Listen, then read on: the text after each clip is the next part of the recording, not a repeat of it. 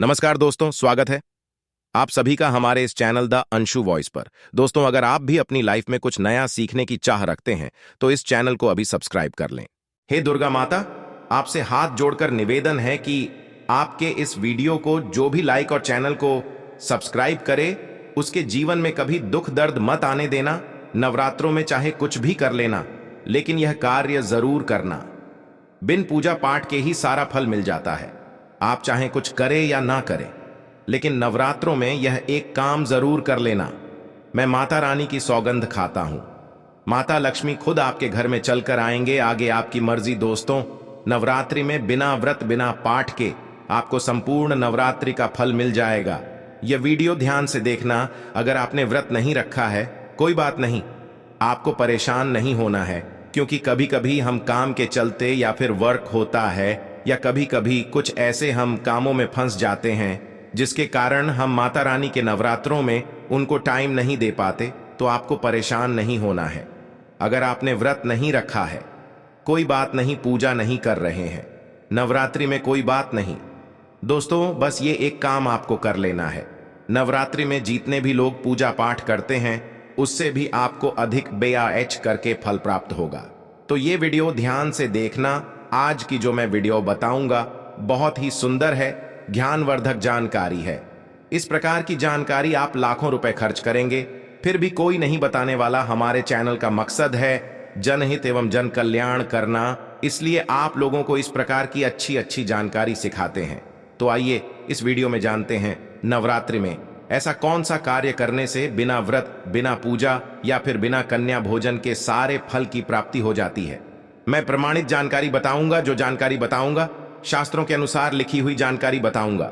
और अगर आप भी माता रानी के सच्चे भक्त हैं, माता रानी को मानते हैं, माता रानी के प्रति आपकी आस्था है, माता रानी के प्रति आपका विश्वास है, तो आप कमेंट बॉक्स में जय माता दी जरूर लिखना। इस वीडियो को लाइक कर चैनल को सब्सक्राइब जरूर करना। और हाँ, कमेंट बॉक्स में अपनी राशि भी डाल दीजिएगा।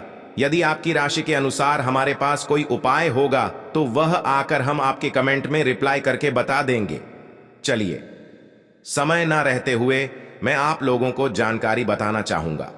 देखिए, अगर आपने दुर्गा सप्तशती का सिद्ध कुंजिका स्तोत्र के बारे में थोड़ा बहुत अगर आपको जानकारी है, तो उसमें लिखा होगा, आपने देखा हो काना कवचम नारगला स्तोत्रम हम कीलकम न रहस्यकम न सूक्तम माना पे ध्यानम चन्ना ने आंसू कुंजी का पाठ मात्रा में दुर्गा पाठ फलम लभेत अतिदेवी देवा नाम पे दुर्लभम।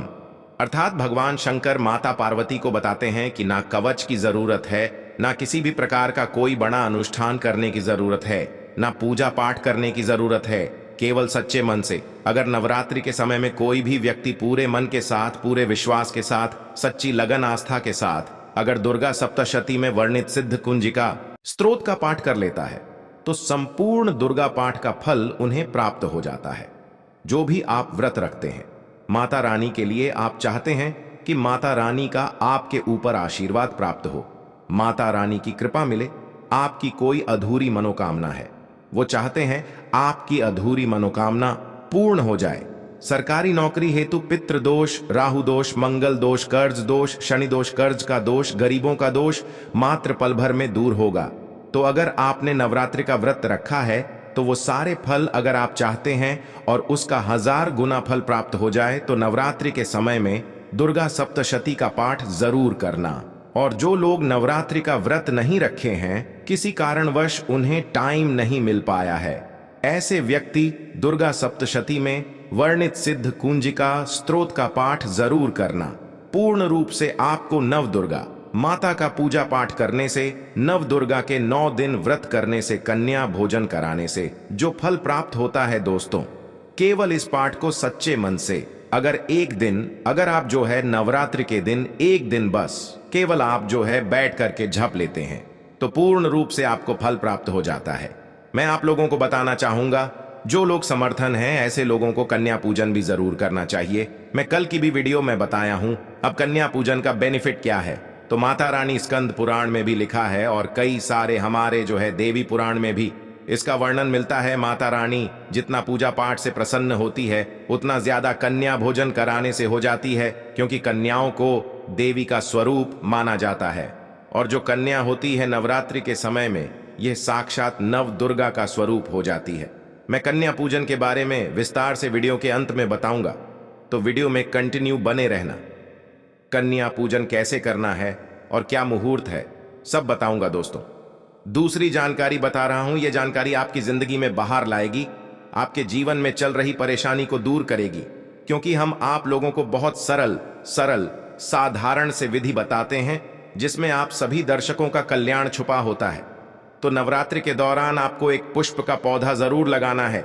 मैं इसका फायदा भी बताऊंगा, कौन कौन से पुष्प लगाने चाहिए, हमारे धर्मशास्त्रों के अनुसार कहा गया है। दोस्तों, अगर कोई व्यक्ति मंदिर के किनारे में मदार का पौधा लगा दें, ध्यान से सुनिए, जो सफेद कलर का मदार का पौधा होता है, किसी भी मंदिर के किनारे में लगा देते हैं, ये पुष्प वहां पर उपस्थित जो देवी देवता हैं, मंदिर में जो रहने वाले जो देवी देवता हैं, जैसे शिव मंदिर है, शिव मंदिर में मदार का पौधा लगाते हैं, तो इसका एक पुष्प अगर कोई भी व्यक्ति रख करके चढ़ा दें शिव मंदिर में जा करके, तो आपको एक स्वर्ण दान के बराबर पुण्य की प्राप्ति होती है।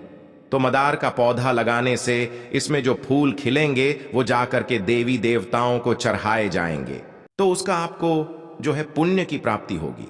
जो व्यक्ति चढ़ा रहा है उसको आधा फल मिलेगा और आधा फल आपको प्राप्त होना शुरू हो जाएगा।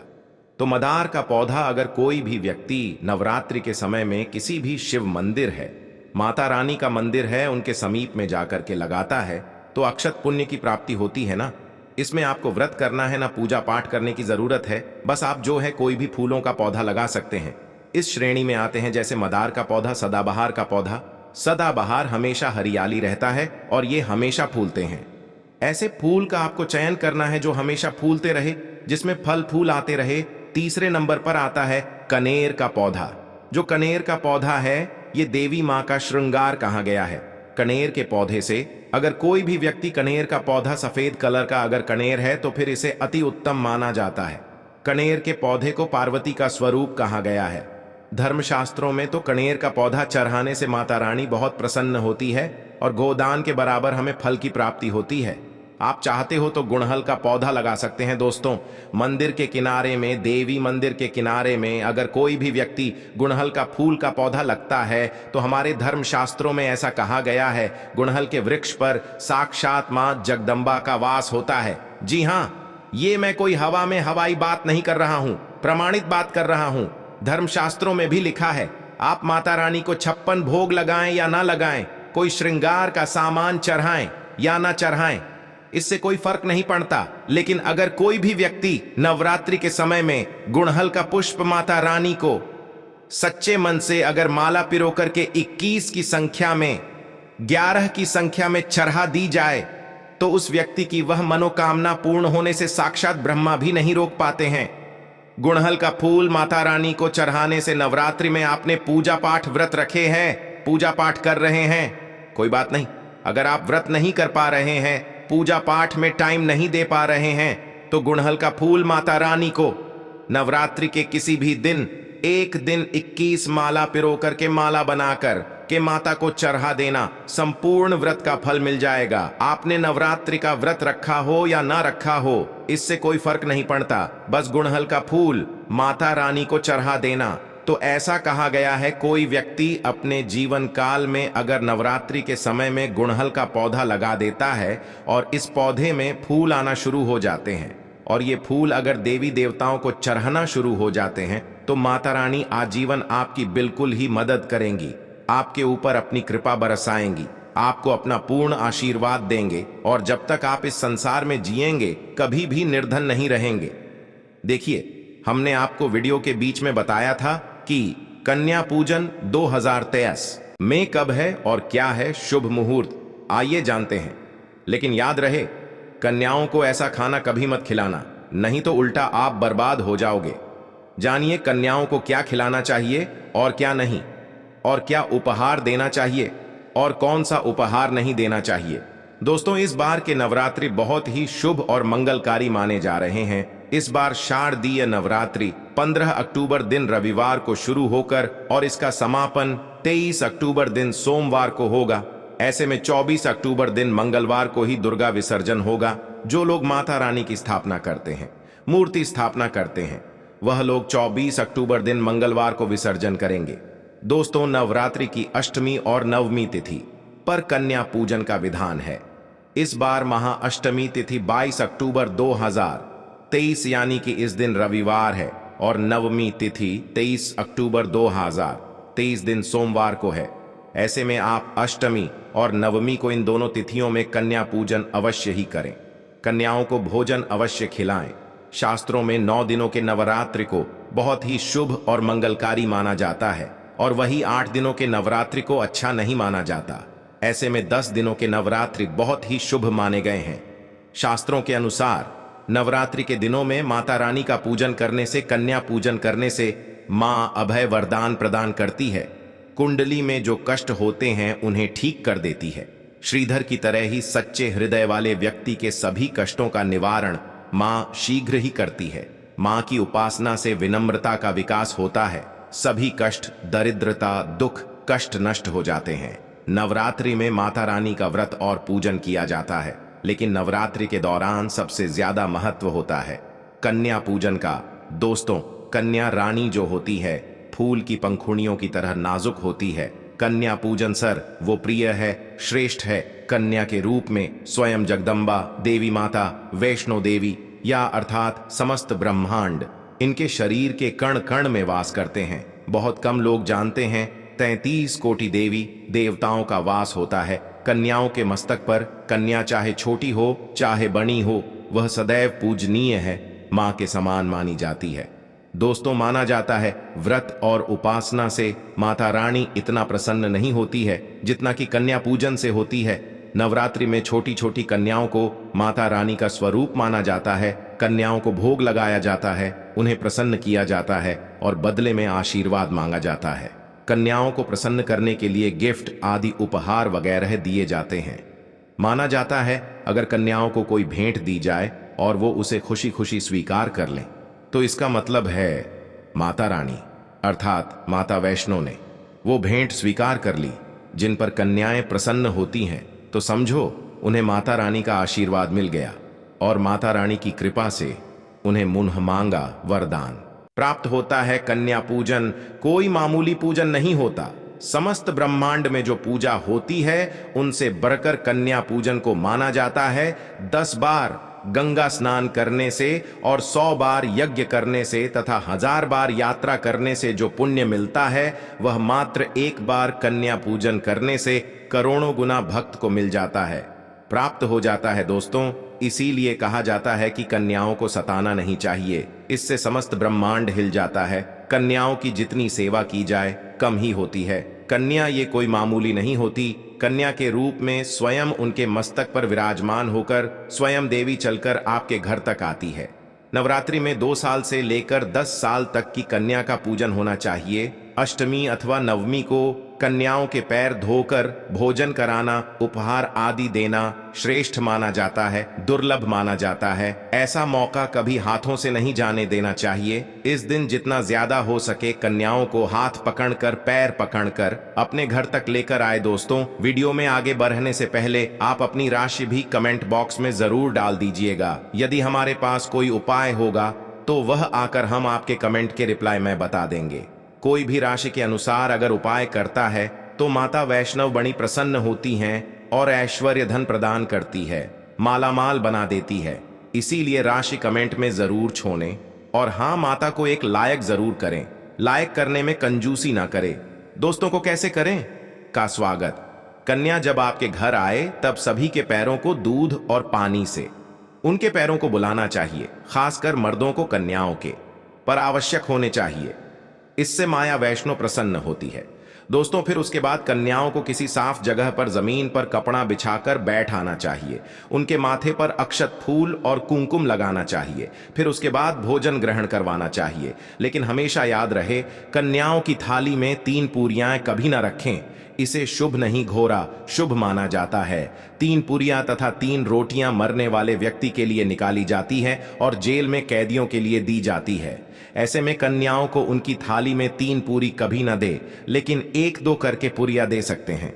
इससे 3 संख्या बढ़ जाती है और दोष भी नहीं लगता दोस्तों।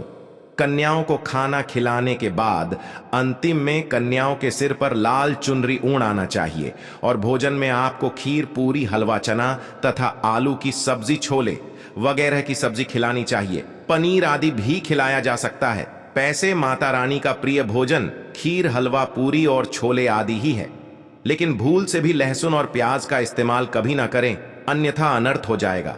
अक्सर कई लोग कन्याओं को कुरकुरे का पैकेट, चिप्स वगैरह का पैकेट खेलते हैं, जो कि घोर अनर्थ माना जाता है, क्योंकि इसमें लहसुन प्याज का इस्तेमाल होता है, जिसके कारण आपका व्रत खंडित हो सकता है।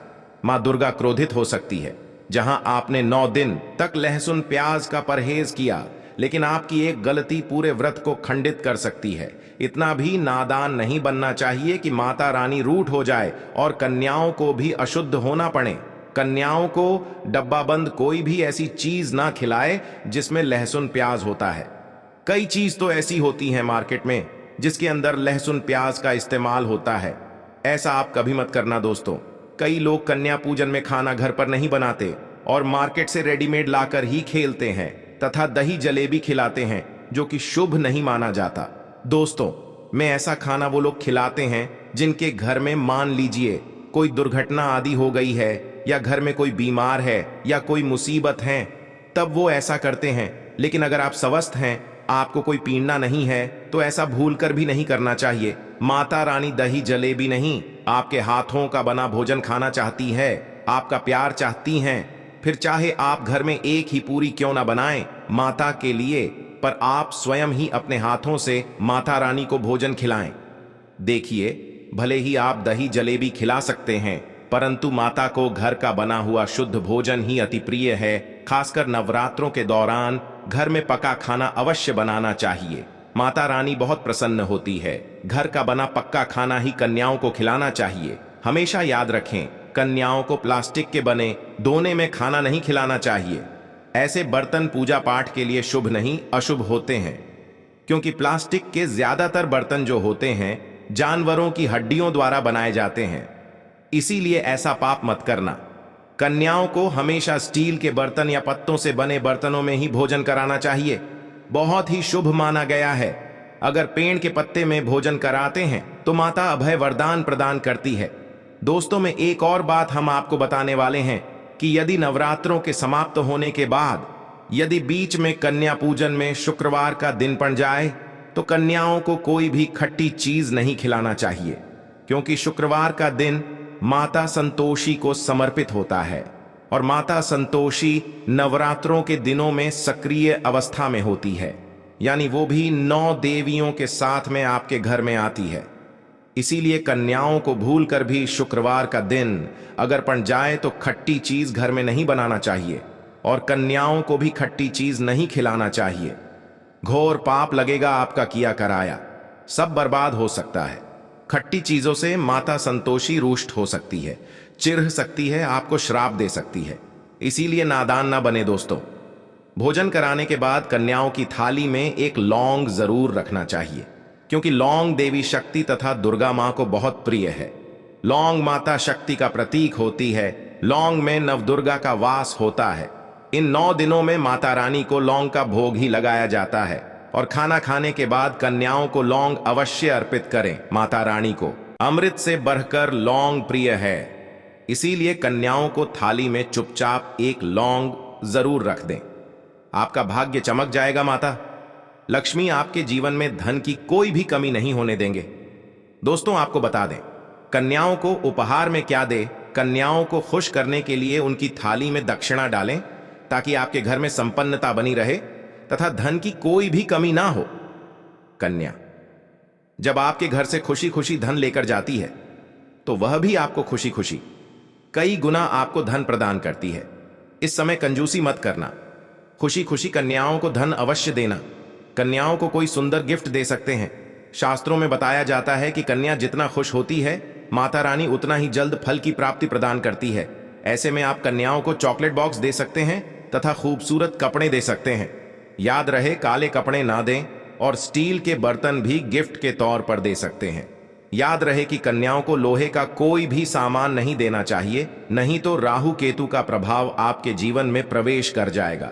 राहु काल तथा राहु दोष आपको लग जाएगा, आप बर्बाद भी हो सकते हैं। दोस्तों, जब कन्या अपने घर के लिए प्रस्थान करें तो उनके चरण जरूर छू लें और अपने मन में अपनी प्रार्थना को पूरा करें। सच्चे दिल से मांगी हुई मुराद माता रानी अवश्य ही पूरी करती है। सच्चे दिल का मतलब होता है मन में कोई भी लालच ना हो, और अगर वो लालच माता को पाने के लिए बन जाए तो उसे बोलते हैं सच्ची श्रद्धा और सच्ची भक्ति। ऐसी भक्ति के आगे स्वयं 29 कोटि देवी देवता आपको नमस्कार करते हैं। दोस्तों, नवरात्रों के दिनों में अगर मिल जाए आपको ये संकेत, तो समझो मां दुर्गा आपके घर में आ चुकी है। ये संकेत बताते हैं मां दुर्गा का आशीर्वाद आपको प्राप्त होने वाला है। तो आइए शुरू करते हैं। दोस्तों, पहला संकेत, जब आप कलश स्थापना करते हैं तो जन से निकली हरियाली बहुत ही शुभ मानी गई है। कहा जाता है कि ज से निकली हरियाली हमारे भविष्य में होने वाले अच्छे और बुरे होने का संकेत देती है। ये सभी बातें हमारे आने वाले साल का भविष्य बताती हैं। यदि आपने जॉब हुए हैं और वो किसी कारणवश नहीं हो पाए हैं तो यह संकेत बड़ा ही मनहूस माना गया है। कहा जाता है कि नवरात्रों में जौ अगर सूख जाते हैं या बढ़ते नहीं हैं तो आपको समझ लेना चाहिए कि ये साल आपका खराब होने वाला है तथा घर में कोई बीमारी आने वाली है, या दिन दुगनी रात चौगुनी आपकी कम होने वाली है या घटने वाली है। दोस्तों, ये धन हानि का संकेत माना गया है, क्योंकि आपने कोई ना कोई गलती ऐसी कर दी होगी जिसके कारण माता रानी नाराज हो गई है। इसीलिए माता से आप क्षमा अवश्य मांग लें। मां अपने भक्तों को अवश्य माफ करती है। एक मां ही होती है जो अपने बेटे को, अपने लाल को हर गलती पर माफ करती है। लेकिन ऐसा बेटा किस काम का जो मां से माफी ना मांगे। इसीलिए माता रानी से अपनी गलती की माफी अवश्य मांग लें। मियां वैष्णव अपने भक्तों को कभी निराश ही नहीं करती, बल्कि उन्हें धन धान्य से और खुशियों से परिपूर्ण बना देती है। और दोस्तों, यदि जो हरे भरे हो जाते हैं तो यह शुभ संकेत होता है। इससे आने वाले समय में आपको बहुत ज्यादा ही धन लाभ होगा। माना जाता है कि 1 रुपए का सिक्का या चांदी का कोई भी सिक्का जड़ के बीचों बीच में अगर मिट्टी में दबा दिया जाए तो घर में सुख समृद्धि आती है। माता लक्ष्मी दौड़ी दौड़ी चली आती है। जो के अंदर हमेशा 1 रुपए का सिक्का अवश्य डालना चाहिए। जड़ को खाली नहीं रखना चाहिए, उसमें धन वगैरह अवश्य डालना चाहिए। इससे माता का आशीर्वाद सदैव परिवार पर बना रहता है और जीवन में कोई भी संकट नहीं आता। खाली धन भी खाली, खुशियां भी खाली ही मिलेंगी। दोस्तों, नंबर 2, यदि आपकी नींद नवरात्रों के दौरान सुबह 4 बजे के आसपास खुलती है तो इसे बड़ा ही शुभ संकेत माना जाता है, क्योंकि यह समय ब्रह्म मुहूर्त कहलाता है। इस समय देवी शक्ति अपने सच्चे भक्तों को ही जागती है। इस समय उठाना माता की कृपा प्राप्त करने के बराबर माना गया है। यह संकेत बताते हैं कि माता की सच्ची भक्ति का प्रभाव आपके ऊपर हो चुका है और माता रानी आपको जल्दी ही कोई खुशखबरी देने वाली है। मां आपकी सच्ची भक्ति से बहुत खुश हैं। दोस्तों, नंबर 3, यदि नवरात्रि में आपका मन प्रसन्न होने लगे, पूजा पाठ में आपका मन लगने लगे, पूजा करते समय मन का शांत होना, यह दर्शाता है कि आपको बहुत जल्द मां की कृपा प्राप्त होने वाली है। माता रानी आपकी भक्ति से बहुत खुश हैं। आपकी भक्ति माता रानी को आनंद दे रही है। ऐसे व्यक्ति को समझ जाना चाहिए कि उसके जीवन में अब अच्छा समय आने वाला है। दोस्तों, नंबर 4, नवरात्रों के दौरान अगर मां के गले से फूल गिर जाए तथा जो के हरे भरे पत्ते अगर बिन हवा के हिल जाए तो इसे अति उत्तम माना गया है। यह संकेत बताता है कि माता रानी का आगमन आपके घर में अस्थायी रूप से हो चुका है। आपको माता लक्ष्मी की कृपा प्राप्त होने वाली है। ये संकेत कुछ खास लोगों को ही दिखाई देते हैं। माना जाता है कि पूजा करते समय अगर धुआं अधिक बढ़ जाए तो इससे यह पता चलता है कि आपके घर से गरीबी हमेशा हमेशा के लिए जाने वाली है। भूत प्रेत आत्मा है अब आपके घर से हमेशा के लिए जाने वाले हैं। पूजा करते समय धुएं का अधिक होना बहुत ही शुभ और मंगलकारी माना गया है। यह संकेत भविष्य में अच्छे परिणाम को दर्शाते हैं। दोस्तों, नंबर 5, द्वार पर गाय का आना वेदों में बताया जाता है कि नवरात्रि के दौरान गाय माता का घर में आना बड़ा ही शुभ संकेत माना गया है। नवरात्रि में द्वार पर गाय का आना अत्यंत शुभ है। यदि आपके भी द्वार पर गाय आती है तो गाय के माथे पर कुमकुम लगाना ना भूलें तथा गाय को रोटी जरूर खिलाइए। इससे मां दुर्गा अत्यंत प्रसन्न होंगी और आपकी झोली खुशियों से भर देंगी। द्वार पर गाय का बार बार आना भी जीवन में आने वाले अच्छे संकेतों की ओर इशारा करता है। दोस्तों, नंबर 6, सपने में शेर का दिखाई देना। अगर आपके सपनों में मां दुर्गा दिखाई देती है, अर्थात कोई भी देवी अगर आपके सपनों में दिखाई देती है तो बड़ा ही शुभ माना गया है। नवरात्रों के पावन अवसर पर माता के दर्शन किसी खास भक्तों को ही होते हैं। ये सपने कभी किसी को शेर मत करना। यदि माता की सवारी तथा शेर रात्रि में सपने में बार बार दिखाई देता है तो मां दुर्गा आपसे प्रसन्न है। ये संकेत बताते हैं कि जल्द ही आपकी कोई मनोकामना अवश्य पूर्ण होगी और आपके शत्रुओं का नाश हो जाएगा। शत्रु आपके नाम से ही थर थर कांपने लगे। गा मां दुर्गा का वाहन शेर है, इसीलिए नवरात्रि में शेर का दिखाई देना अत्यंत शुभ संकेत होता है। दोस्तों, नंबर 7, यदि कोई छोटी कन्या आपको सुबह सुबह लाल वस्त्र धारण किए हुए दिखाई देती है तो आपने साक्षात मां दुर्गा के दर्शन किए हैं। यदि नवरात्रों में सबसे पहले आपके घर में कन्याओं का आगमन हो जाए तो समझो आपको दुनिया की कोई भी शक्ति, ब्रह्मांड की कोई भी शक्ति आपको करोड़पति होने से नहीं रोक सकती। आपके जीवन में, आपके घर में माता लक्ष्मी का आगमन होने वाला है। आप दिन दुगनी रात चौगुनी तरक्की करेंगे। अब आप खुशियां मनाएं और मिठाइयां बांटें। ऐसे में कन्याओं को भरपूर तरीके से खुश रखें और उनका आगमन दूध से चरण धुलाकर करें। कोई भी कंजूसी न करें। दोस्तों, माता रानी आपको यह संकेत दे रही है कि अब आपका बुरा समय समाप्त हो चुका है। अब जीवन में सुख समृद्धि के द्वार खुल जाएंगे। दोस्तों, नंबर 8, घर पर उल्लू का आना। यदि मां लक्ष्मी का वाहन उल्लू नवरात्रि में आपके घर पर आकर बैठ जाए तो यह भी शुभ संकेत है। इसका अर्थ है कि मां लक्ष्मी का आपके घर में प्रवेश हो चुका है और आपकी आर्थिक स्थिति और मजबूत होगी। लेकिन याद रहे, उल्लू नवरात्रि और दीपावली पर आना ही शुभ माना जाता है।